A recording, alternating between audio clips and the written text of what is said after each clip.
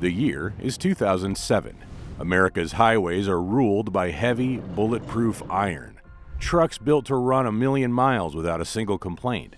But inside grease-stained service bays across the country, a quiet, desperate rebellion is starting. A war fought not by executives, but by blue-collar mechanics. They are facing a new breed of engine that is literally baking itself alive at 1,200 degrees.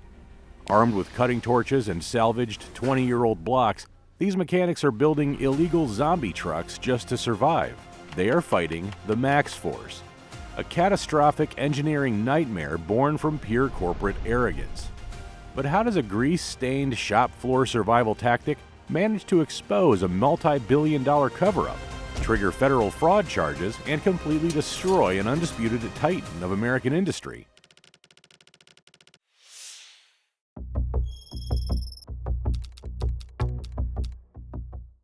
To grasp Navistar's violent collapse, you must know how high they sat. Before 2007, Navistar brass were the iron gods of heavy manufacturing. That wasn't PR spin, it was built on cold, heavy iron, the legendary DT-466. If you turned wrenches then, the DT-466 was your benchmark. This was the iron heart beating inside half the school buses, dump trucks, and snowplows across America. Bill Wallace, running International Harvester's construction side, threw out the rulebook to make it bulletproof. His doctrine? Build a medium-duty block with heavy-duty bulldozer bones. Over-engineer every casting and bolt. The motor refused to die. The DT-466 ran a wet sleeve block for true in-chassis overhauls. Drop the oil pan, pull the iron head, and slide out a scored sleeve right on the shop floor. The inline 6 gave it perfect balance. That massive 7.6-liter displacement kept pressures low while twisting out 860 pound-feet of torque. It was the kind of spec sheet that mechanics drooled over. Officially, it had a 550,000-mile B50 life rating. In reality, plenty blew past 1,000,000 miles, soaked in grease and still pulling. That success bred arrogance. Navistar thought they owned diesel combustion and could muscle past anything. But while the suits celebrated, a warning light flashed. The canary in the coal mine was Navistar's VT365 engine, better known to the public as Ford's 6.0-liter Power Stroke. Caught in the horsepower wars, Ford forced Navistar to juice a 230-horsepower workhorse into a 325-horsepower hot rod. Ford squeezed 325 horsepower out of it with a massive boost, but Navistar used cheap torque-to-yield head bolts. The extreme cylinder pressures stretched those bolts like hot taffy, and head gaskets popped with a violent hiss. EGR coolers choked on thick black soot and cooked to death. The 6.0-liter proved choking an engine on its own exhaust was a ticking bomb. In 2010, the EPA dropped the hammer, slashing nitrogen oxide limits from 1.2 down to a choking 0.2 grams per brake horsepower hour. The rest of the industry folded, adopting selective catalytic reduction (SCR). They bolted on tanks of DEF, a urea-based fluid to spray and scrub the exhaust, a purely chemical fix for a chemical problem. CEO Daniel Ustian rejected SCR. Riding his iron god high, he thought DEF tanks showed weakness. He doubled down on the EGR tech killing the 6.0-liter. He bet the farm on advanced EGR for their massive new MaxxForce Class 8 engines, keeping the soot trapped inside the cylinders. Navistar's advanced EGR didn't just recycle a little exhaust, it crammed massive volumes of hot abrasive soot right back down the engine's throat. Management didn't see the EPA mandate as a wall of physics, just another nail for their hammer. They armed the bomb, fighting the basic laws of heat and pressure. With a doomed engine hitting the assembly line, Navistar knew their iron was failing. To survive, they'd have to mess with the buyers' heads.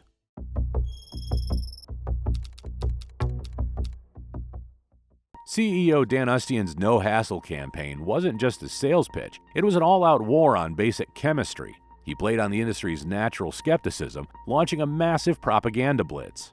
His team flooded the market, claiming SCR was dead weight. They told truckers DEF was a mysterious toxic fluid that would freeze solid in January and leave them stranded on the shoulder.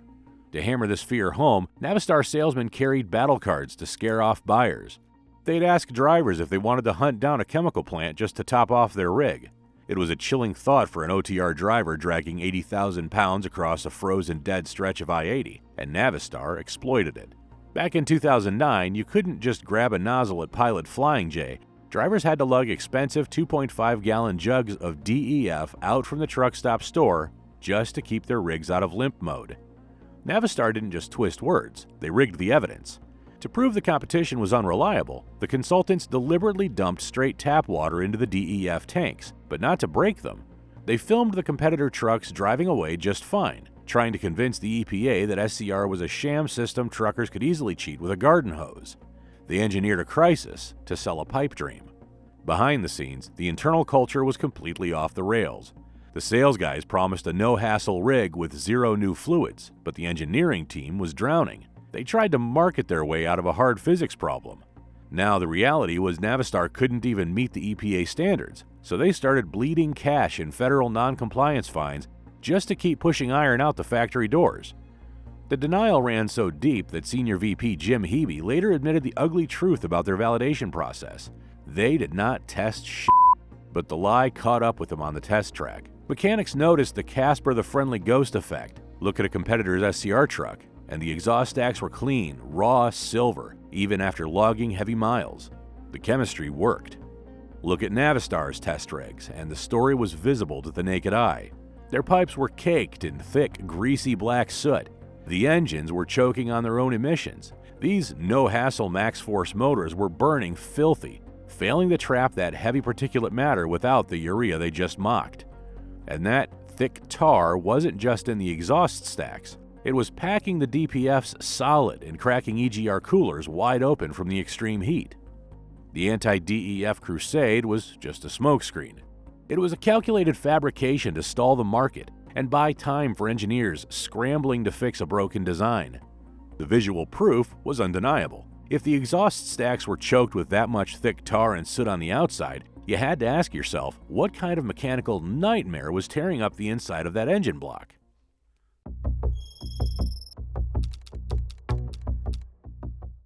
The answer was the MaxxForce 13, a mechanical Frankenstein. Navistar started with a solid foundation, a proven D26 engine block licensed from MAN in Germany. They took a 12.4-liter block built to push out 475 horsepower and 1,700 pound-feet of torque and completely strangled it. But then their engineers corrupted it. They stripped off the reliable emissions hardware and bolted on a suffocating, untested EGR system. While Cummins and Volvo accepted reality and bolted on selective catalytic reduction systems using DEF, Navistar dug its heels in. They thought they could cheat physics by just cramming more dirty air into the cylinders. To force the engine to choke down its own exhaust, they slapped on dual EGR coolers and sequential twin turbos. It didn't just recycle gas, it baked the engine bay into a 1,200-degree kiln. The packaging was so tight and the heat so fierce that basic service was a nightmare. To swap an EGR valve, the factory protocol demanded you yank the passenger seat, the shifter, and the lower dash just to reach the dead parts. It was such a nightmare that mechanics started taking reciprocating saws and cutting their own access panels right through the cab floor. The design hated the guys turning the wrenches, and it didn't take long for them to give it a new name. Welcome to the era of MaxxForce. And the stress didn't stop at the air system. To cut soot without urea, Navistar cranked the fuel rail pressure to a massive 2,800 psi. The high-pressure pumps couldn't take the beating. They disintegrated, blasting the whole fuel system with metal shavings. One blown pump didn't just strand the truck, it trashed the injectors and lines, handing the owner a $10,000 repair bill. Shoving all that raw soot through the block instantly choked the diesel particulate filter. Drivers were stuck doing non-stop parked regens on the shoulder, burning gallons of diesel just to torch the filter clean while the exhaust stack glowed cherry red. Since this hybrid block couldn't physically meet the EPA's limit of 0.2 grams per brake horsepower hour of NOx, Navistar couldn't legally sell it. So, they leaned on a bureaucratic loophole the EPA called the interim final rule. It let Navistar write a non-conformance penalty check for $1,919 on every single engine that rolled out the door. Volvo and Cummins called it a reward for cheating. For Navistar, it was a stubbornness tax. And that stubbornness tax fell squarely on the shoulders of Navistar CEO Dan Ustian. He bet the whole farm on beating the EPA with EGR alone and drove the company straight off a cliff. To stay alive while bleeding cash on every sale, they used smoke and mirrors. First, they hid these ticking time bombs inside the International ProStar, a sleek aerodynamic cab. Second, they leaned on fat military contracts for MRAP armored vehicles, using government money to plug the holes in their commercial side. But boardroom math can't fix thermal reality on the asphalt. The engines were holding their breath, the systems were about to blow, and out on the highway, desperate drivers were about to take matters and reciprocating saws into their own hands.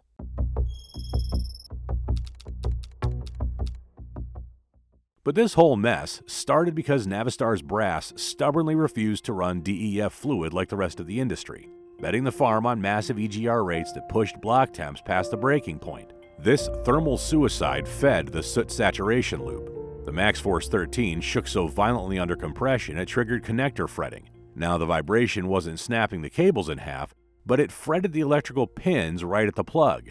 The connection dropped for just milliseconds, but that's all it took. The computer read these micro drops as sensor failures and dumped raw diesel into the cylinders. This overfueling created dense, tarry soot, and the EGR sucked it straight back into the intake. Mechanical cannibalism. The intake manifold packed off into a solid brick of charcoal, and all that trapped heat cooked the EGR coolers until the cores cracked, dumping raw coolant straight into the intake. Drivers suffered dashboard psychosis, spending shifts staring at gauges, waiting for the red triangle of death. That light meant an instant derate, crippling the rig into an 80,000-pound shoulder ornament and guaranteeing a heavy wrecker towing bill that could easily chew up $3,000. Navistar's only authorized fix was the parked regen. Drivers pulled over, letting the engine roar at high idle for 45 minutes to torch the packed soot out of the DPF. But in the real world, trucks became bug bombs. Near 0 degrees Fahrenheit, the thermal management failed. The engine choked on acrid oily smoke, filling the cab with toxic fumes. Drivers sat freezing on the highway with windows down. Eventually, extreme heat cycles snapped the sequential turbos. They shattered like grenades, blowing shrapnel through the induction system. Fleets bled cash. Mechanics tossed the factory manuals. Desperation birthed delete culture. In independent shops nationwide, guys ripped the EGR iron off the blocks to let the engines breathe. But unbolting iron was easy. Tricking the ECM was the real fight. Enter the H&S Minimax. This handheld turner delivered a digital lobotomy. It told the ECM to ignore missing hardware, turning a dying MaxxForce into a running rig. It didn't just clear dashboard codes, it shut down the regen cycles, remapped the fuel curve, and usually threw an extra 100 horsepower at the rear wheels for good measure. H&S didn't just move a few boxes. The feds clocked them selling over 114,000 of these digital lobotomies, saving thousands of owner-operators from going belly up. The feds eventually brought the hammer down, slapping them with a $1 million fine for violating the Clean Air Act. Truckers just called it a survival tax. But massive national fleets couldn't legally run deleted trucks. Stuck with thousands of dying engines, Navistar's silence became deafening. Corporate giants were done waiting for a phantom fix. They were ready to send a message marketing couldn't spin.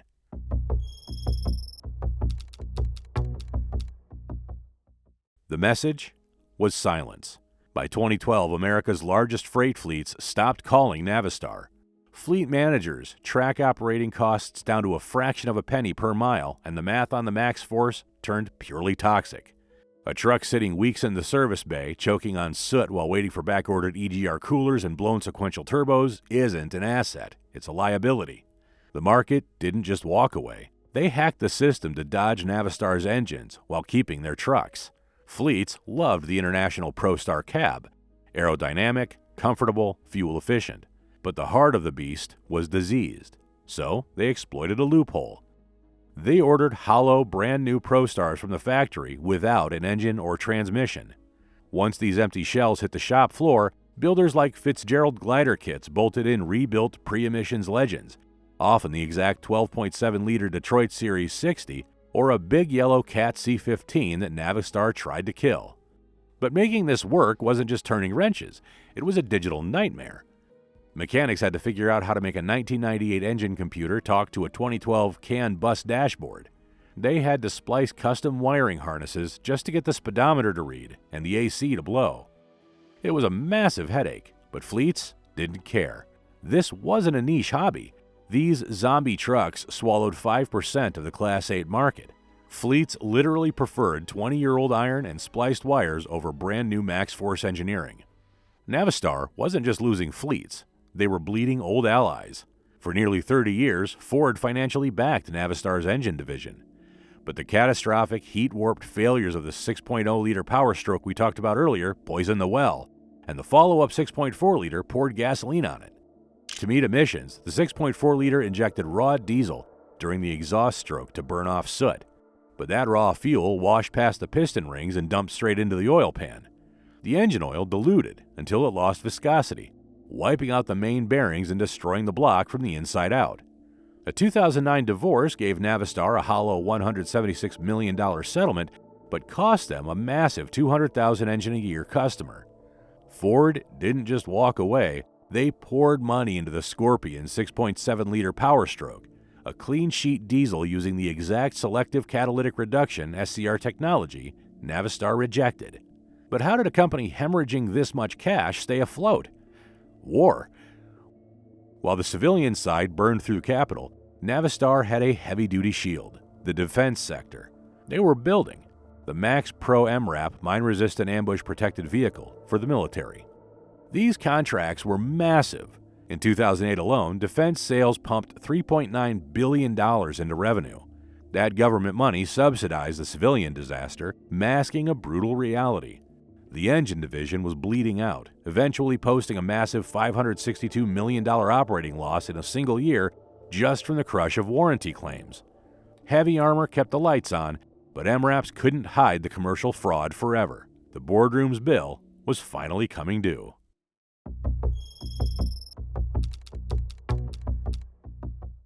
That bill arrived in the form of a federal judge's gavel. Navistar had been surviving on borrowed time, bleeding cash to the EPA through nonconformance penalties just to keep selling dirty engines. But when a federal court finally outlawed that loophole, the company was backed into a corner. The market punished them.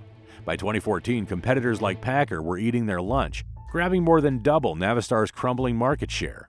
In a desperate move, Navistar even tried slapping their cursed emissions tech onto the legendary Caterpillar C15 block to build the MaxxForce 15, taking a bulletproof piece of yellow iron and suffocating it.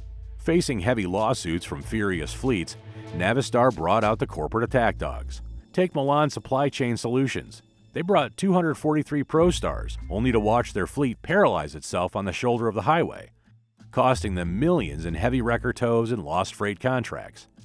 When a jury awarded Milan $30.8 million for the deception, Navistar appealed and hid behind the economic loss doctrine. They argued heavy-duty trucks are business tools, not consumer goods, meaning fleets should have known the risks. This ruthless legal firewall let them dodge the massive fraud judgment, but it permanently destroyed whatever goodwill they had left with the American trucker. But lawyers couldn't stop the Securities and Exchange Commission. The SEC formally charged CEO Dan Ustian, alleging he misled investors about the engine meeting strict EPA targets. The fallout was permanent. Ustian was barred from running any public company and forced to pay a $500,000 penalty for the deception. The stock cratered. Blood in the water attracts predators. Corporate raider Carl Icahn started circling to strip the carcass. He fired off a blistering letter calling the EGR strategy a quagmire. He publicly shamed the board for having no skin in the game, noting they owned less than 1.5% of the company. Facing a hostile takeover and a collapsed share price, the board initiated ICT Plus, In-Cylinder Technology Plus. It sounded like an engineering breakthrough, but it was a total surrender.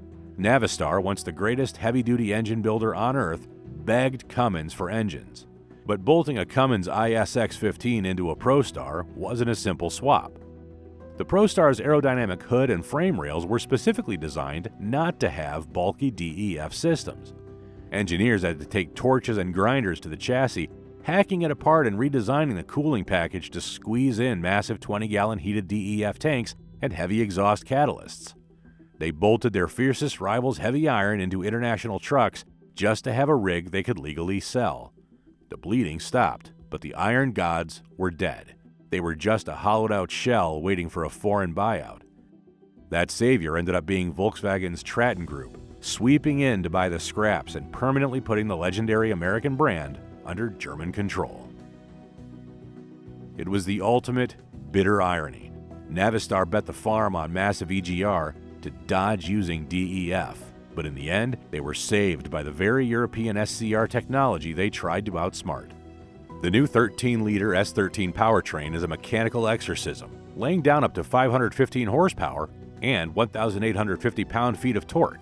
It rips out the soot-choked EGR cooler, tosses those jammed-up variable turbos in the scrap bin, and bolts on a simple, Scania-designed fixed-vane unit.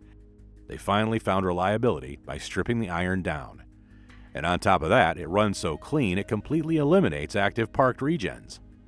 Melrose Park, once the heart of their engine program, shut its doors for good. On October 1, 2024, they tried to wash off the MaxxForce stink by reverting back to International Motors. They're praying guys remember the million-mile glory of the old DT466 instead of the trucks currently sitting dead on the shoulder.